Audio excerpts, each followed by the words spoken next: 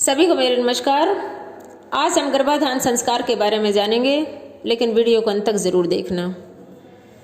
देखो, आज की नारी हर क्षेत्र में उन्नत है, काफ़ी सफल है, आर्थिक पैमाने पर खरी उतरी है, लेकिन कहीं ना कहीं गलतियां हो रही है, मतलब सही नहीं चल रहा है। जो हमारा देश का इतना ग्लोरियस कल्चर है, हमारी इतनी महान संस्कृति है, इतना गौरवशाली हमारा हिंदुस्तान का धर्म है, जिसके आगे जो सत्य सनातन धर्म जो ओरिजिनल है, उसके आगे दुनिया टिक नहीं सकती थी। और आज इतना मतलब कुछ ना कुछ गलतियां हुई है हमसे, हम नारियों से भी हुई है, पुरुषों से भी हुई है।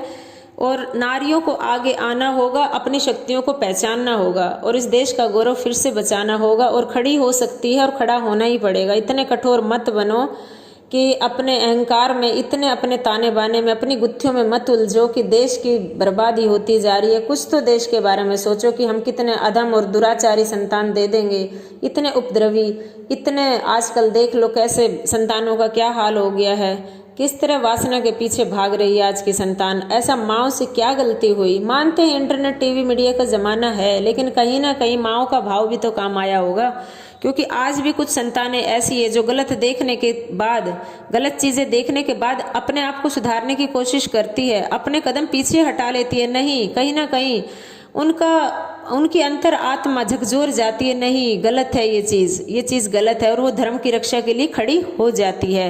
वो कहीं ना कहीं उनकी माँ का गौरव सामने आता है। और कुछ माएँ इस तरह की भी होती है जो अधम और दुराचारी संतान पैदा करती है और जगत के सत्यानाश करवा देती है।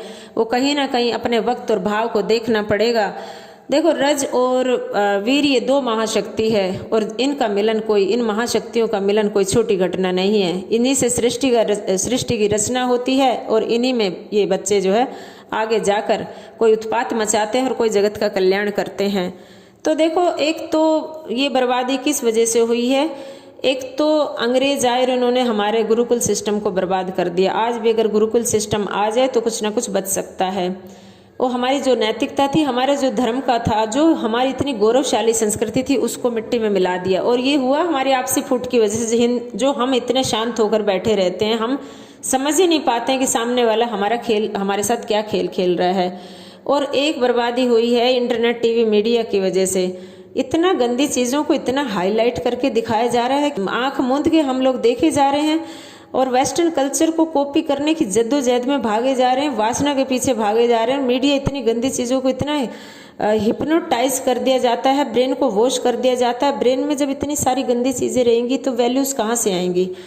और एक जो है, पहले क्या था कि सास नंदों के पास अत्याचारी नहीं होती थी पहले की सास नंदे, और बहुएं पूरा टाइम वहाँ पर बिताती थी। पुरुषों से मिलने का टाइम थोड़ा होता था, और उस टाइम में उनके पास वो रिस्पेक्ट और प्रेम से ही बीत जाता था, जिससे कि संतान मेधावी और धर्मपरायण, धर्म की रक्षा करने वाली, जगत का कल्याण, समाज का कल्याण, घर का कल्याण, हर तरह से चरित्रवान बच्चे पैदा होते थे। और आजकल उसके बाद क्या हुआ, जब वो ये 1947 के बाद कुछ सास सिस्टम चला था, दुराचारी टाइप की, इतनी ज़्यादा अत्याचार करने वाली सास होती थी कि लड़कियां कांप जाती थी और अपना अलग होके बैठ जाती थी बेचारी। तो उस वजह से भी कहीं ना कहीं गलतियां हुई हैं, क्योंकि उनको इतना ज्ञान ही नहीं था। और ये जो है, भोग की संख्या देखो जितना कम रहेगी, रज की शक्ति बढ़ेगी, वीर्य की शक्ति बढ़ेगी, और उस रज और वीर्य की शक्ति से जो संतान पैदा होती है वो जगत का कल्याण करने वाली होती है। भोग की संख्या जितना, भोग सुख जितना कम लोगे, उतना ही जगत का कल्याण होगा, उतना ही धर्मपरायण रहोगे, धर्म की रक्षा करने वाले बनोगे। तो देखो, महिला सशक्तिकरण के नाम पर काफ़ी सारी उन्नति करने के बाद भी नारी अपनी हैप्पीनेस चाहती है, अपना प्लेजर चाहती है। एंजॉय योर लाइफ ये ट्रेडमार्क मिल गया, लव योर सेल्फ ये ट्रेडमार्क मिल गया। और नारी इतना ज़्यादा अपने अहंकार और अपने स्वार्थ में इतना अंधी हो चुकी है कि अपनी ही गुत्थियों में उलझ चुकी है। बेशक उन्नति खूब की है, लेकिन फिर भी कहीं ना कहीं गुत्थियों में अपने ही स्वार्थ में सिमट कर रह गई। कोई देश की चिंता नहीं, कोई गौरव की चिंता नहीं, कोई संस्कृति की चिंता नहीं। अरे हमारे सामने इंटरनेट टीवी मीडिया से हमारे धर्म का मजाक उड़ाया जाता है, हमारी संस्कृति का मजाक उड़ाया जाता है, और हम आंख मूंद कर हंसते हैं। हमारे अपने ही लोग हैं और हमारा मजाक उड़ा रहे हैं, और हम उन चीज़ों को प्रमोट करते हैं। तो ये कहाँ की संस्कृति है? क्या नारियों को बिल्कुल सो चुकी है? क्या उनको जरा भी इतना भी ख्याल नहीं है कि हम कर क्या रहे हैं। तो अगर धर्मपरायण संतान देनी है तो देखो कंसीव के लिए एक अष्टमी पर गर्भाधान संस्कार नहीं करना चाहिए। एकादशी को, चतुर्दशी को, पूर्णमासी को, अमावस को, संक्रांति को, इष्ट जयंती को, ये बिल्कुल संसार व्यवहार निषेध बताया गया है। तो श्राद्ध के दिनों में मैथुन करना बड़ा पाप माना गया है। और एक जो है प्रदोष काल में मैथुन करने से बच्चे को आदि व्याधि घेर लेती है, पेरेंट्स को भी। और दिन में गर्भाधान करना बिल्कुल ही निषेध बताया गया है। संतान इतनी बुरी पैदा होती है, दुराचारी और अधम पैदा होती है, इतने गलत संध्या वेला में राक्षस भूत प्रेत जन्म ले लेते हैं। क्योंकि दित्ति के गर्भ में हिरण्यकश्यपु जैसे महादानव इसलिए उत्पन्न हुए थे कि दित्ति ने आग्रह पूर्वक अपने स्वामी महात्मा कश्यप जी के द्वारा संध्या काल में गर्भाधान करवाया था और इसलिए उसने इतना उत्पात मचाया।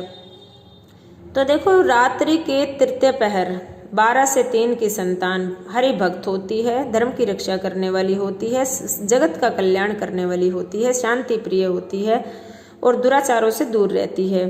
तो इन धार्मिक शूरवीर तेजस्वी संतान अगर चाहिए तो 12 से 3 का टाइम सही रहता है। और अपने भाव को भी वासना में नहीं लगाना चाहिए कि वासना की ही ललक सताती रहती है। इस भाव को निकालना पड़ेगा, भोग की संख्या को कम करना पड़ेगा। तो भक्ति में ध्यान होना चाहिए, ब्रह्म में ध्यान होना चाहिए। जब ब्रह्म के साथ विचरना है तो ही ब्रह्मचर्य को फॉलो कर पाओगे, अदरवाइज तो नहीं। तो इसलिए ध्यान देना पड़ेगा कि भाव, विचार और वक्त दोनों का ध्यान देना पड़ेगा। तो देश को एक अच्छा गौरवशाली संतान दे सकती है और नारी कर सकती है। नारी क्यों सोई हुई है? नारी को जागना होगा देश को बचाने के लिए, गौरव को बचाने के लिए, धर्म को बचाने के लिए। और इसके आगे यूनिवर्स, परमात्मा, प्रकृति, हर कोई नतमस्तक होता है, सलाम करता है, सल्यूट करता है ऐसी नारी को। जय हिंद, जय भारत। और भी जानकारी लेकर आते रहेंगे। वीडियो अच्छी लगी तो शेयर कर दीजिए, लाइक कर दीजिए, सब्सक्राइब कर दीजिए। जय श्री कृष्ण।